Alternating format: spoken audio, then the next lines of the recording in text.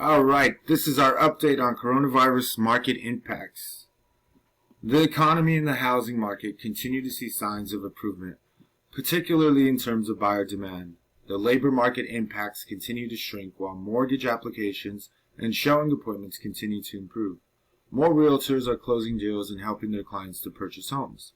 And all of this is happening against the backdrop of the lowest mortgage interest rates ever. However, we are also still in the midst of a global pandemic, while at the same time grappling with the tragedy of loss and the ensuing social unrest. Thus, even as things move in the right direction, the process will be slow, and we all have a lot of work to do individually and collectively before we can fully recover. So number 1, more realtors in escrow and closing. Our weekly survey showed a second consecutive weekly gain in the percentage of California realtors that both entered escrow last week, 25%, and had a transaction closed last week, 19%, suggesting that pending and closed sales should increase in the coming week.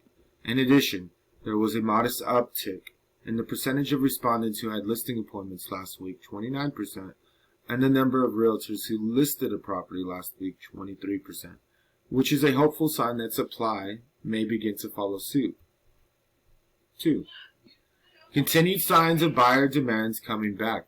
After declining by nearly 75% from where we started the year, the number of showings booked through ShowingTime.com increased to just 0.3%, below the same point last year. That puts the number of showings up by more than 50% on a weekly basis from where we started 2020 and 13.2% higher than the pre-crisis levels of late February. In addition, mortgage applications remained above 2019 levels despite a slight decline last week due to the Memorial Day weekend. California mortgage applications finally exceeded 2019 levels for the first time last week as well. Both represent strong and consistent signs that buyer demand is returning. Number 3. Fewer buyers and sellers getting cold feet. After peaking at nearly 50% of respondents who had a buyer withdraw an offer at some point during the crisis, less than 10% of respondents surveyed over the weekend had a buyer who withdrew an offer on a home last week. Similarly, since the crisis began, we saw as many as 50% of realtors with at least one seller that had removed their homes from the market. However, 24.2% of respondents had experienced a seller removing their home from the market last week. These figures remain elevated but show continued progress from mid-April. Point number 4. Mortgage interest rates hit an all-time low. At just 3.15% for a 30-year fixed-rate mortgage, it has never been more affordable to borrow money to invest in home ownership ever. This is undoubtedly, at least partially, behind the uptick in demand seen in mortgage application as well. Given the high cost of housing in California, as well as the challenges many would-be homeowners face with affordability, low rates provide a tremendous boost to the purchasing power of the typical householder. 5. More discounting, but median prices holding as top end starts to come back. Although median list and close prices have remained fairly stable up to this point, the percentage of active listings and closed sales that have been reduced from the original listing price has been rising in recent weeks in the Bay Area, Central Valley, and Southern California. However, the magnitude of the discounts has been shrinking of late and was between 3.5% and 4% over the past 2 weeks, compared with 4% to 4.5% back in early May. Still, nearly 2/3 of realtors surveyed over the weekend said the buyers they spoke with last week were expecting lower prices, and the MLS data suggests they are finding success of late in getting more sellers to make concessions, albeit modest ones. Home sales take a step back during short holiday week 6. After 2 weeks of consecutive growth, home sales took a step back for the Memorial Day holiday, with just 427 homes closing per day on average last week. That's down from an average of 524 homes sold per day the previous week. Despite this setback, it appears that closed sales are indeed nearing their bottom, roughly 35 days or so after pending sales began to improve in mid-April.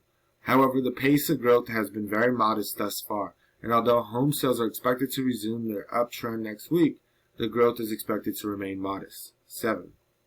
Supply response not matching uptick in demand. One reason the forecast calls for a slow trajectory for closed sales is that new supply is not rebounding to the same degree we see with buyer demand in California.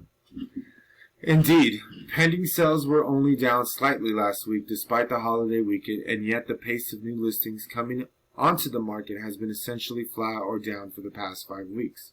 Thus, even as the economy starts to open and buyer demand starts to return, new supply is desperately needed in order to maintain an uptrend in pending sales so that closed transactions can actually rise. 8.